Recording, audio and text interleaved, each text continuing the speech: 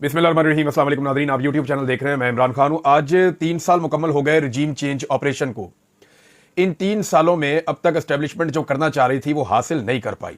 यानी पहले ये होता था कि एस्टेब्लिशमेंट जब भी रजीम चेंज करती थी तो अवाम उसको वेलकम करते थे, अवाम खुश आमदीद कहते थे, वो कहते थे ठीक किया आपने, खैर मकदम किया जाता था पाकिस्तान में, लोग मिठाइयाँ बांटते थे। लेकिन इस मरतबा एस्टेब्लिशमेंट ने, जर्नैलों ने एक गलत आदमी से पंगा ले लिया। ये आदमी कौम की नज़रों में करप्ट नहीं था, बेईमान नहीं था, फ्रॉडिया नहीं था, और इस आदमी के किरदार के हवाले से कौम बड़ी क्लियर थी और वो ये जानते थे कि इसको जाती लालच कोई नहीं है, ये जो भी कर रहा है अपने मुल्क के लोगों के लिए कर रहा है। इसके फैसले गलत हो सकते हैं लेकिन इसकी नीयत खराब नहीं है। तो जब एस्टेब्लिशमेंट ने एक डिफरेंट आदमी के साथ पंगा लिया, रवायती सियासतदानों को छोड़कर उन्होंने एक ऐसे सियासतदान से पंगा लिया जो हुकूमत से ज्यादा लीडरशिप में यकीन रखता है, जो नजरियात के ऊपर चलता है। जब उससे पंगा लिया तो फिर काम खराब हो गया और इस पे बेशुमार इल्जामात लगाए गए, लेकिन लोग मुतमईन नहीं हुए। उल्टा यह हुआ कि पहली मरतबा तारीख में अवाम बजाय इसके कि एस्टेब्लिशमेंट के साथ या जर्नैलों की सोच के साथ खड़ी होती, अवाम पहली मरतबा पूरी शिद्दत से दूसरी जानिब खड़े हुए तन्हा, अकेले और निहत्ते शख्स के साथ खड़ी हो गई। लोग उसके साथ जुड़ गए और फिर उस शख्स ने, इमरान खान ने, अपनी जुर्रत से, बहादुरी से, हिम्मत से, हार ना मानने की जो उसकी जबिल्लत है उससे उसने पाकिस्तान की एस्टेब्लिशमेंट को तिगनी का नाच नचवा दिया। यानी एस्टेब्लिशमेंट को कोई भी आदमी पाकिस्तान की तारीख में इतना भारी नहीं पड़ा जितना इमरान खान पड़ा है। जुल्फिकार जी भुट्टो का मसला था, उन्होंने फांसी देके हल कर लिया था और अवाम ने उस वक्त जो रद्दमल दिया था वो भी सतही नौइयत का था, इस लेवल का शऊर नहीं था। लियाकत अली खान साहब जो हैं वो गोली लगी और बात खत्म हो गई। फातिमा जिन्ना को जैसे अयूब खान ने कंट्रोल किया, जो कुछ किया वो तारीख का हिस्सा है, लेकिन उन्होंने भी मैनेज कर लिया था। अब पाकिस्तान दो टुकड़े कर दिया लेकिन एस्टेब्लिशमेंट हारी नहीं, उन्होंने लोगों के जत्थों को अपने साथ जोड़कर रखा। ये पहली मरतबा है कि एस्टेब्लिशमेंट तन्हाई का शिकार हो गई है। अब हो यह रहा है कि इमरान खान के साथ लोग जुड़ते जा रहे हैं और एस्टेब्लिशमेंट के खिलाफ होते जा रहे हैं, और जिस शख्स के साथ लोग जुड़ रहे हैं वो अभी भी कह रहा है कि यार मेरी फौज है, खुदा का नाम ले। लोगों और फौज के बीच में जो नफरत पैदा हो रही है या जो फासले पैदा हो रहे हैं उनको खत्म करें, इस तरफ आ जाएं, वो अभी भी ये कहता है। लेकिन जो मिलिट्री एस्टेब्लिशमेंट है या जो उनकी क्यादत है, फौज की बात नहीं मैं कर रहा, फौजी क्यादत, अब वो अपनी पॉलिसी में तब्दील लाने के लिए तैयार नहीं है। वजह यह है कि उनके बहुत बड़े बड़े मफादात और भी हैं। अब इसमें जो है वो बहुत कुर्बानियां दी है जी पाकिस्तान तहरीक इंसाफ ने, इस जमात ने। ऐसी तारीख में कोई मिसाल नहीं मिलती। रिकॉर्ड गिरफ्तारियां हैं, 20,000 से ज्यादा गिरफ्तारियां। कोई आर्म फोर्स भी हो ना, कोई जबरदस्त किस्म की फौज भी हो, उसके भी 2,000 बंदे गिरफ्तार हो जाए तो उनका मोराल डाउन हो जाता है। 4,000 बंदे गिरफ्तार हो जाए, 4,000 उनके जवान गिरफ्तार हो जाए तो बेड़े ही गर्क हो जाता है। और अगर फौजियों के घरों की खवातीन गिरफ्तार हो जाए और ये हालात पैदा हो जाए तो बिल्कुल ही सत्यानाश हो जाता है। लेकिन आप अंदाजा करें कि पाकिस्तान तहरीक इंसाफ एक नजरियाती जमात है और ऐसी जमात है कि जिसके 20,000 से ज्यादा लोग गिरफ्तार हुए और उनका मोराल डाउन नहीं हुआ। वो जो बंदा जेल से निकलता है वो नारे लगाता हुआ निकलता है, उसके ऊपर फूल बरसा रहे होते हैं बाहर खड़े हुए लोग खुशी खुशी हंसते हंसते गिरफ्तारी देते हैं, डंडे खाते हैं, मार खाते हैं। लोगों ने खड़े होकर गोलियां खाई हैं और अपने जख्मियों को उठा के अस्पतालों में पहुंचाया। लोग डी चौक में शहीद हुए, उनसे जाके पूछो, वो कहते हैं हम फिर डी चौक जाना चाहते हैं और हम अपने लीडर को आजाद करवाएंगे। तो इमरान खान के लोग टूट नहीं रहे, हिम्मत नहीं हार रहे। और ये रिकॉर्ड गिरफ्तारियों के बावजूद किसी भी सियासी जमात के आप अगर 5,000 बंदे आप गिरफ्तार करते हैं, नून लीग के मैं आपको बताता हूं 1,000 बंदा, मैं लिस्ट देता हूं आपको बना के, 1,000 बंदा आप नून लीग का पाकिस्तान पूरे में से उठा दें, ये जमात बाहर निकलना बंद हो जाएगी, इनकी बिल्कुल ही औकात खत्म हो जाएगी। नजरिया कोई नहीं है ना, बयानिया कोई नहीं है। इस वक्त बयानिया हो तो चलो लोग मार खा लेते हैं। पीपल्स पार्टी जो है वो एक दौर में बड़ी तगड़ी जमात हुआ करती थी जब ये भुट्टो खानदान के पास थी। अब जब से ये जमात जरदारियों के पास आई है तो ये कॉस्मेटिक सोल्यूशन के जरिए चल रही है, उसके भी पल्ले कख नहीं है। किसी और जमात ने सिंध के ऊपर सही तरह तवज्जो दी होती तो आज पीपल्स पार्टी जो है उसका बिल्कुल ही सफाया हो गया होता। तो ये रिकॉर्ड गिरफ्तारियों के बावजूद इस तरह खड़े रहना, ये इमरान खान के नजरिए की बदौलत है। सबसे पहले तो अल्लाह रब्बुल इज्जत का फजल होता है किसी के ऊपर कि अल्लाह उसको सब्र दे, हौसला दे, हिम्मत दे, उसको खड़ा कर दे और उसके दिमाग में ये डाल दे कि तुम हक पे खड़े हो, अब तुमने पीछे नहीं हटना। तो इमरान खान का जीतना पाकिस्तान के जीतने के लिए बहुत जरूरी है। ये बात मोहम्मद जुबैर साहब अब पीटीआई के अंदर तो नहीं है ना, वो ये कहते हैं मैं चाहता हूं कि इमरान खान डटा रहे और हार ना माने, और इमरान खान का सोशल मीडिया अगर बंद हो गया तो इमरान खान बहुत पीछे चले जाएंगे। ये मोहम्मद जुबैर साहब कह रहे हैं जो पीएमएलएन के नुमाइंदे हैं। अब उन्होंने ये बात की है। इसके अलावा जनाब खवातीन के ऊपर जिस किस्म का तशद्दुद हुआ, टॉर्चर हुआ, जो बच्चों के साथ हुआ, जो चादर और चारदीवारी का तकद्दुस पामाल किया गया, असल में हुआ यह कि पाकिस्तान की एस्टेब्लिशमेंट बौखला गई। उन्होंने कभी इतने सख्त दुश्मन का सामना ही नहीं किया। पाकिस्तान के अंदर उनको आदत पड़ी हुई थी, इसको पकड़ा चपेड़े मारी, इधर कर दिया, उसको उठाया उसको अंदर कर दिया, इसको लापता कर दिया, जो बोलने के लिए निकला उसको डंडे मार दिए, कोई ज्यादा उछल रहा उसको गोली मार दी, बंदों को जबरी तौर पे गुमशुदा कर दिया। ये पाकिस्तान की एस्टेब्लिशमेंट का जो है ना वो इनका झाका खुला हुआ था कि जो मर्जी करते जाओ और लोगों को कंट्रोल रखो और जो है वो आप आराम से अपना रूल यहां पे कायम रखें। लेकिन पहली दफा ना इनका मुकाबला हो गया एक ऐसे आदमी से जिसने लोगों को नजरिया दिया, लोगों को खड़ा कर दिया और लोग हार नहीं मान रहे, ना वो आदमी हार मान रहा है। तो इसमें एस्टेब्लिशमेंट पहले तो बुखलाहट का शिकार हो गई। उसके बाद उन्होंने जनाब इस चीज को एक चैलेंज के तौर पे ले लिया और तब से लेकर अब तक लगातार कभी ओवरसीज पाकिस्तानियों पे अटैक होता है, कभी सोशल मीडिया पे अटैक होता है, कभी लोग जबरी तौर पे लापता किए जाते हैं। लेकिन पुरअमन तहरीक की इससे बड़ी मिसाल और कोई नहीं होगी। इमरान खान साहब के बदतरीन मुखालिफ भी चंद बातें मानते हैं। एक, वो आदमी करप्ट नहीं है, बेईमान नहीं है। दूसरा, वो आदमी पाकिस्तान का गद्दार और दुश्मन नहीं है। तीसरा, उनके बदतरीन मुखालिफिन भी इमरान खान साहब के ये मानते हैं कि पाकिस्तान की एस्टेब्लिशमेंट को अगर किसी ने नाकों चने चबवाए हैं, इन जर्नैलों को पहली मरतबा किसी ने सोचने पर मजबूर किया है और किसी ने इनको दीवार के साथ लगाया है, तो वो इमरान खान है। और ये उसने बड़े पुरअमन तरीके से किया है, जेल में बैठकर किया है। अब ना इमरान खान हार मानता है, ना उसके लोग हार मानते हैं। रजीम चेंज ऑपरेशन को 3 साल मुकम्मल हो गए। मेरी गुजारिश है पाकिस्तान के फैसला साजों से या पाकिस्तान की मिलिट्री एस्टेब्लिशमेंट से कि जरा बैठ के तन्हाई में सोचें कि इन 3 सालों में आपने हासिल क्या किया। इन 3 सालों में पाकिस्तान की आवाम की अक्सरियत आपने अपने खिलाफ कर ली। इन 3 सालों में आपने पाकिस्तान की मईशत तबाह बर्बाद कर ली। इन 3 सालों में आपने पाकिस्तान में दहशतगर्दी के नासूर को दोबारा से पैदा करके उसको पनपने का मौका दे दिया।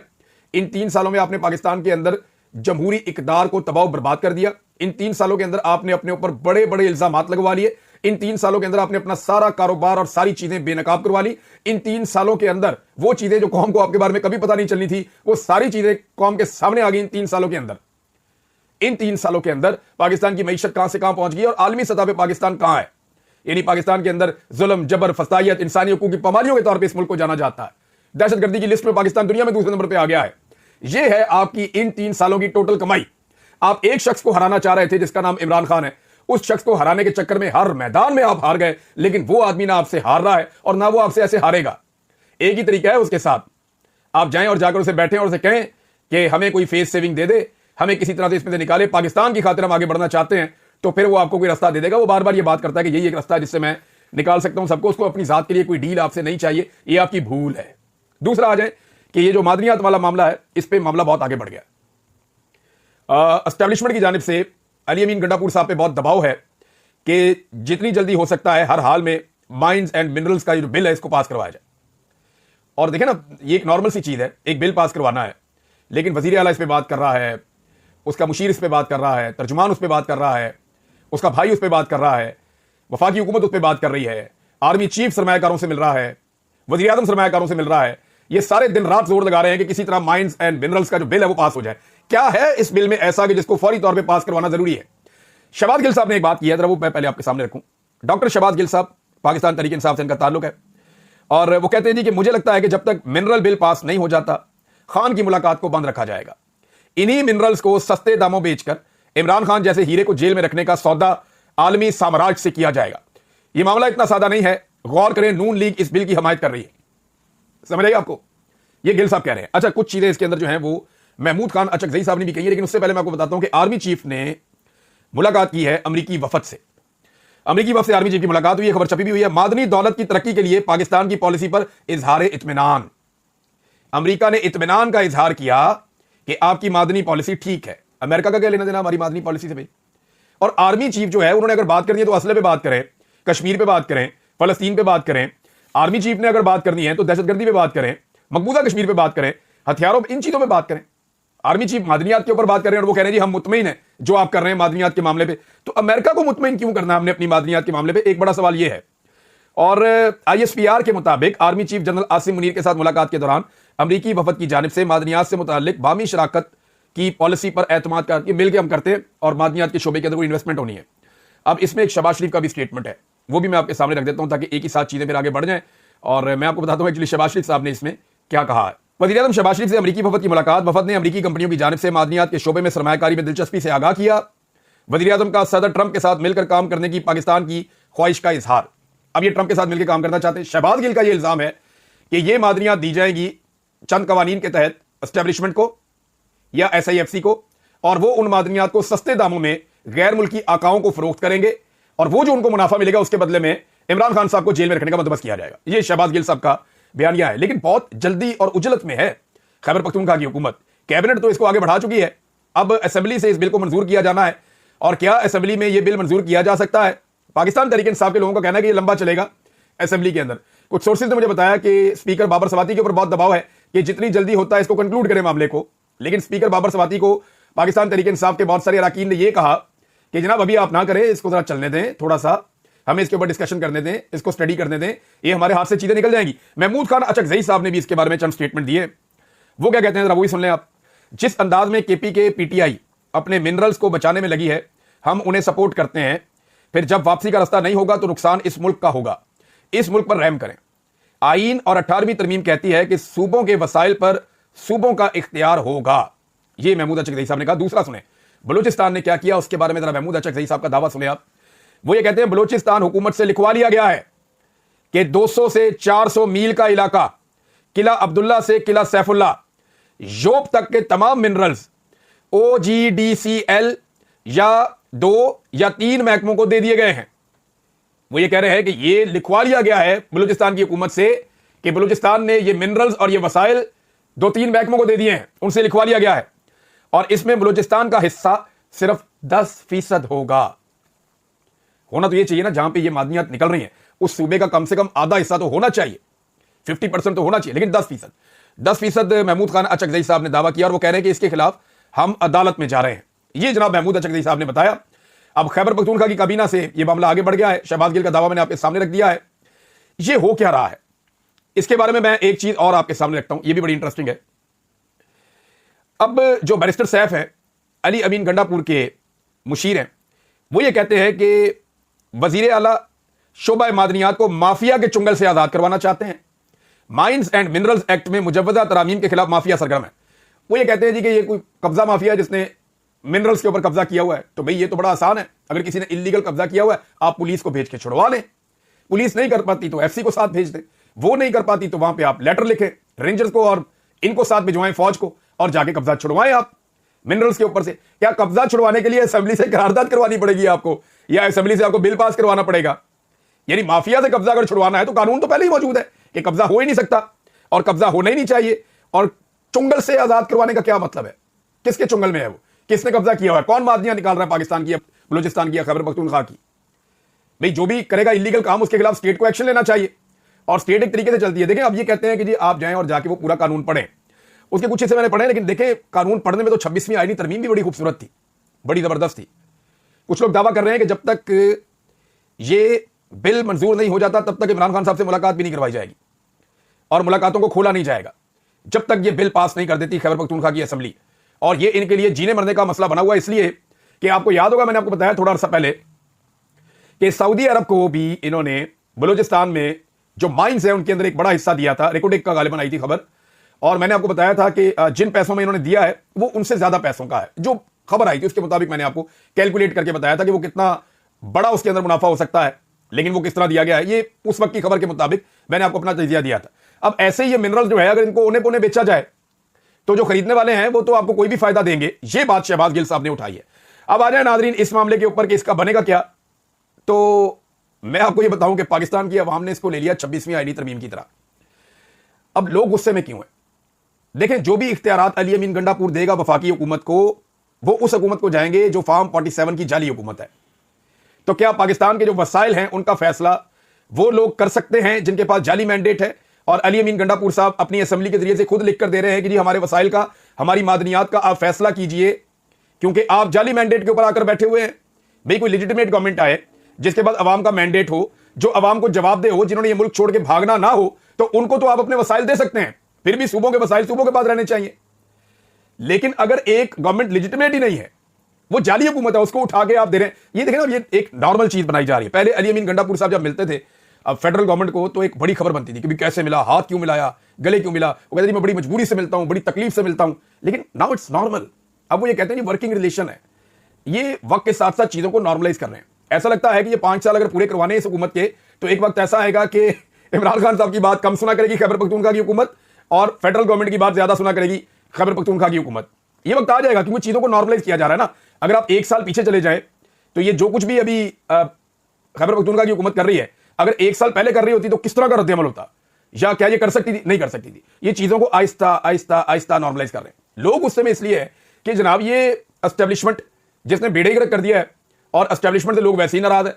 तो लोग कहते हैं एक तो आप इनके हाथ में क्यों दे रहे हैं इख्तियारात, दूसरा लोग ये कहते हैं कि इख्तियारात जो, और जो खैबर पख्तूनख्वा की गवर्नमेंट कहती है ना ब्यूरोक्रेसी के पास है इख्तियारात, हमारा वजीर है बीच में, तो ब्यूरोक्रेट तो अली अमीन की बात भी नहीं सुनते। ये मैंने आपको पहले बताया था। अली अमीन गंडापुर के पास तो ये इख्तियार नहीं है कि वो अपनी मर्जी से ट्रांसफर पोस्टिंग कर सके बड़े पैमाने पे। यानी उनके पास ये नहीं इख्तियार कि वो अपना आईजी और अपना चीफ सेक्रेटरी ला सके। रोते रहे बड़ा लंबा अरसा ये जा जाके वहां पे एस्टेब्लिशमेंट के आगे, हुकूमत के आगे अपनी मर्जी का आईजी तक नहीं ला सके। वो सारे कंट्रोल होते हैं एस्टेब्लिशमेंट के हाथों से। तो इसलिए ये ब्यूरोक्रेसी के कंट्रोल में तो समझे उन्हीं के कंट्रोल में, जो अपने कंट्रोल में रखना चाहते हैं। अब नाज़रीन, इमरान खान साहब को जो है वो बार बार ये मशवरा दिया जाता है, सियासतदान भी देते हैं, साफी भी देते हैं, बार बार एक बात वो करते हैं कि इमरान खान साहब जब तक अपना रवैया नहीं बदलेंगे वो जेल से बाहर नहीं आएंगे। ये सारे लोग ये कहते हैं इमरान खान साहब को कि जब तक आप अपना तर्ज सियासत नहीं बदलेंगे। इमरान खान के केसों का तर्ज सियासत से या रवैये से ताल्लुक है या कानून से ताल्लुक है? फिर ये सारे लोग एतराफ़ जुर्म कर रहे हैं ना, इमरान खान साहब की गिरफ्तारी के मामले को मशकूक बना रहे हैं कि अगर इमरान खान के केसेस उनके तर्ज सियासत को तब्दील करने से या उनके रवैये को तब्दील करने से खत्म हो जाते हैं और वो बाहर आ जाते हैं, तो फिर तो इन केसेस की औकात ही कोई नहीं है। और अगर तो ये कानूनी केसेस हैं तो फिर इमरान खान ऊंची बोले या आहिस्ता, वो सियासत ऐसे करें या ऐसे, जैसे मर्जी करें, फिर तो उनके केस खत्म होने चाहिए कानून के मुताबिक या सजा होनी चाहिए कानून के मुताबिक। तो एक्चुअली जो टाउट्स हैं वो खुद ये एतराफ़ जुर्म करते हैं कि पाकिस्तान की मिलिट्री एस्टेब्लिशमेंट ने ये जाली केस बनाए हुए हैं और इसलिए बनाए हैं कि वो इमरान खान साहब को तब्दील करना चाहते हैं। लेकिन मुझे नहीं लगता इमरान खान तब्दील होंगे, उनका डीएनए अलग है। और एक चीज मैं आपको बताऊं, जो लोग कुरानी आयात पढ़ के और इस्लामी मिसालें देकर औरतों के एहतराम के दर्स दिया करते थे, उन्होंने क्या किया औरतों के साथ कल के दिन में?